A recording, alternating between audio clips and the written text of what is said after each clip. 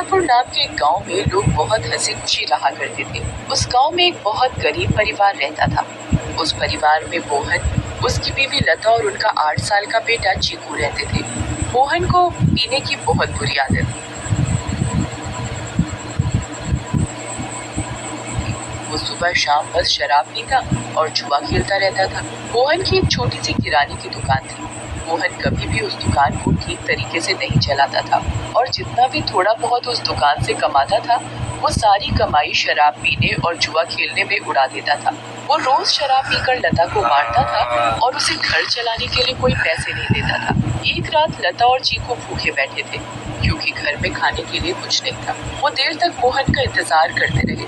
अचानक दरवाजे पर खटखटाने की आवाज आती है। माँ, लगता है पापा आ गए। वो जरूर हमारे लिए कुछ खाने को लाए होंगे। हाँ बेटा, अब हम सब मिलकर पेट भरकर खाना खाएंगे।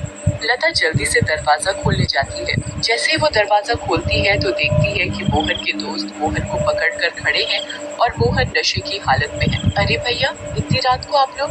अरे भाभी जी, क्या बताएं, आज तो मोहन ने हद ही कर दी। इतनी शराब पी रखी थी कि इसे इतना भी होश नहीं था कि ये कहाँ पड़ा है। हम इसे चौराहे पर से उठा कर लाए हैं। अगर कोई गाड़ी वाला कुचल जाता तो बताओ, आप लोगों की तो जिंदगी खराब हो जाती।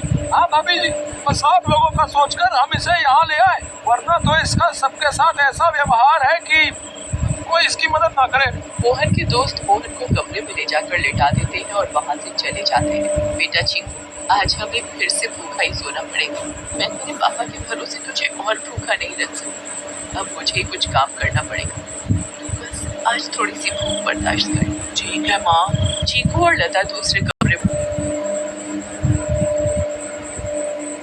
जाते हैं। तभी मोहन नींद में बड़बड़ाने लगता है। थोड़ी देर बाद मोहन को होश आता है और वो खुद को अपने घर में पाता है।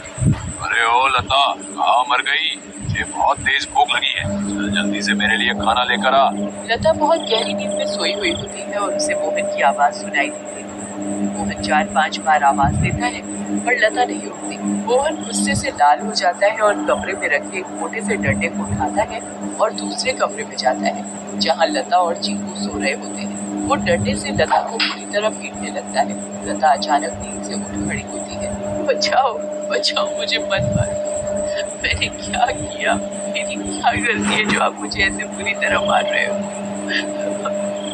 मैं आधे घंटे से आवाज दे रहा हूँ कि मुझे खाना दे दे और तू यहाँ घोड़े बेचकर सो रही है, हैं? ऊपर से मेरे साथ जुबान लड़ा रही है। मोहन लता को बहुत मारता है। आवाज सुनकर चीकू नींद से उठ जाता है। वो अपनी माँ को बचाने की बहुत कोशिश करता है पर मोहन किसी की नहीं सुनता और लता को बहुत मारता है। अगली सुबह जब लता उठती है तो उसे बाहर कुछ शोर सुनाई देता है। वो बाहर जाकर देखती है तो लोगों की भीड़ लगी होती है। लता पास जाती है और पूछती है, क्या हुआ रजनी भाभी? अरे तुम्हें नहीं पता क्या? क्या नहीं पता, बताओ क्या हुआ? यही कि चंपा के पति को कल रात एक चुड़ैल उठाकर ले गई। क्या? ये कैसी बातें कर रही हो भाभी आप? चुड़ैल वुड़ैल कुछ नहीं होता। आप भी किसी की बातों पर यकीन कर रहे हो। यकीन कैसे ना हो बहन, मैंने खुद अपनी आंखों से उस भयानक चुड़ैल को देखा है। उसके लंबे बाल, लंबे नाक और दांत, उसकी लाल आंखें और डरावना चेहरा मैं कभी नहीं भूल सकती। जब मैं आधी रात को पानी पीने के लिए उठी तो थोड़ी ठंडक लेने के लिए खिड़की पर खड़ी हो गई थी और तभी मैंने देखा कि एक चुड़ैल चंपा के पति को हवा में उड़ाकर ले जा रही है। ऐसी बात है तो हमें संभल कर रहना होगा और शाम